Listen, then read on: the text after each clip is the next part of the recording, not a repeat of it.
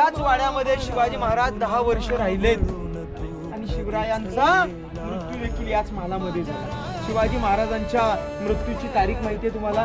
3 April 1680 ला महाराजांचं रायगडावर याच ठिकाणी निधन झालं. या निधनानंतर या स्वराज्यावर एवढे संकट आले आणि हीच बातमी मृत्यूची त्या काळामध्ये त्या औरंगजेबाला दिल्लीला पोहोचली, औरंगजेब बादशाला. तर औरंगजेबाला पोहोचल्यानंतर तो खुश व्हायला पाहिजे ना, तो दुःखी झाला. सिंहासन उतरून खाली आला आणि मस्जिद मध्ये गेला, नमाज पडू लागला. नमाज पडताना काय म्हणू लागला माहिती का?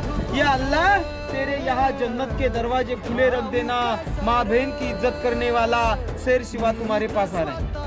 मेल्यानंतर सुद्धा त्याने आपला, कारण इतिहास वाचताना कधी वाचलं का छत्रपतींच्या दरबारामध्ये कधी स्त्री नाचली, त्यांच्या राज्यात परस्त्रीला मातेचा दर्जा दिला जायचा.